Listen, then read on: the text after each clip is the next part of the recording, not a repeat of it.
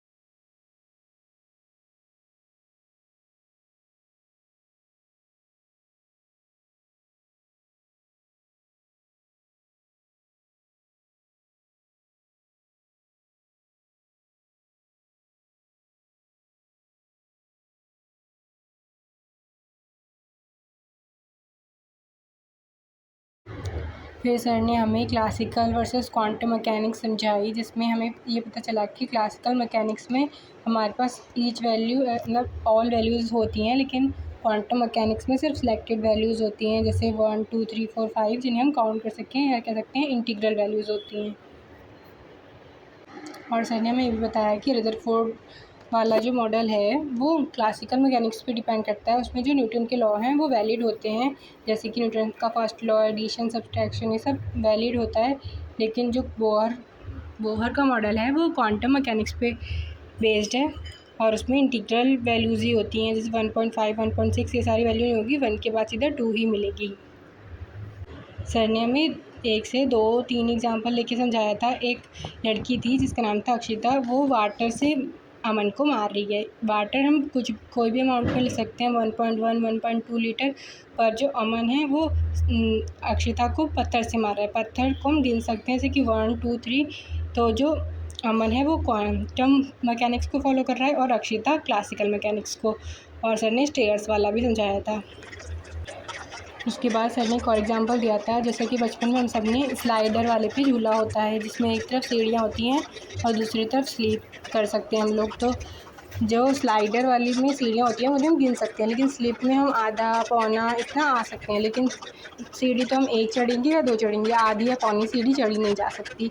तो ऐसे करके सर ने हमें बताया, और दो तीन और चीज़ें बताई, जिससे हम क्लासीफाई कर सकें कि how quantum mechanics is different from classical mechanics. और हमारा जो आगे का मॉडल आने वाला था, बोहर मॉडल, वो क्वांटम मैकेनिक्स पे ही बेस्ड था। इसलिए सर हमें बताना चाहते थे कि हम फील कर सकें कि हाँ क्यों इम्पोर्टेंट है, क्या ऐसा हो गया जो रदरफोर्ड का मॉडल कैंसिल हो गया और बोहर का मॉडल चल गया।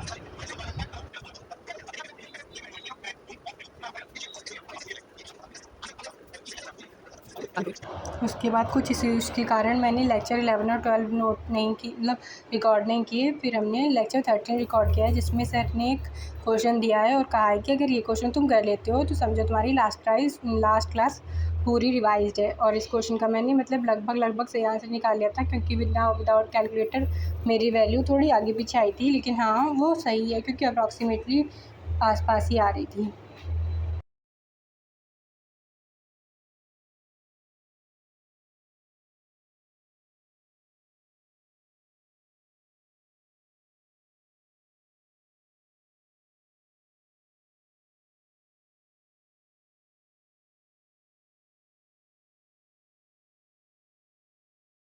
आज की क्लास में सर ने हमें ग्राफ सिखाए थे बहुत सारे, फिर सारे ग्राफ जो सिखाए उसके ऊपर एक क्वेश्चन कराया और बताया कि हाँ माइनस मतलब अगर किसी नंबर के आगे माइनस लग जाता है तो फिर वो छोटा बड़ा बदल जाता है। जैसे कि हमें पता है कि 2 या 3 में से कौन सा बड़ा है, तो सबको पता है 3 बड़ा होता है, लेकिन अगर दोनों के आगे माइनस लगा दे जैसे -2 और -3 तो हमारा -2 बड़ा हो जाता है। और ऐसे ही सर ने फ्रैक्शन में भी समझाया जो कि बच्चों को समझ नहीं आता, इसलिए शायद बार बार सर रिपीट कर रहे थे, पर फिर समझ आ गया था तो हम लोग मेरे को तो समझ आ गया था तो मैं बार बार इसलिए आगे कर देती थी वीडियो।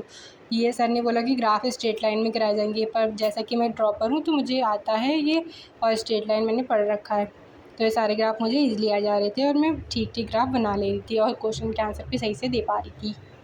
पहले सर ने रेडियस के लिए सारे ग्राफ बनवाए, जेड वर्सेस एन स्क्वायर, उसके बाद वेलोसिटी के लिए सारे ग्राफ बनवाए और एक क्वेश्चन करवाया जिसके आंसर दो थे, पर पहले मुझे लगा एक है, पर दोबारा देखा तो 2 थे, फिर दोनों मेरे सही हो गए।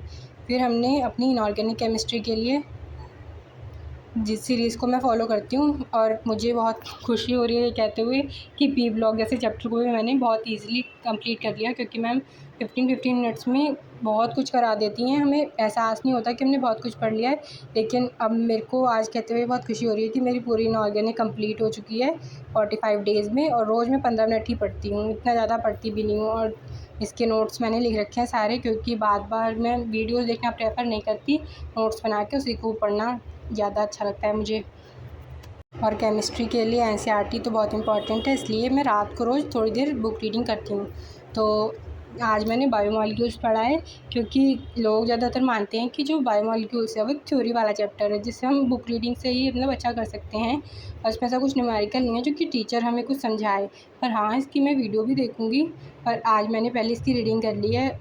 वही बात है कि मैं ड्रॉपर हूँ, तो मेरे को स्कूल में तो पढ़ाया ही गया था, लेकिन मेरे को पूरी तरीके से नहीं आता, तो मैं इसकी वीडियो भी देखूँगी। लेकिन आज मैंने इसकी एनसीईआरटी रीडिंग करी है और रात बहुत हो चुकी थी और आँखों में भी मेरी बहुत दर्द हो रहा था, इसलिए आज मैंने सिर्फ 2 से 3 ही टॉपिक पढ़ पाए। मोनोसैक्राइड मतलब ग्लूकोज़ की सारी रिएक्शन पढ़ ली थी और स्ट्रक्चर ऑफ फ्रक्टोज़ पढ़ लिया था।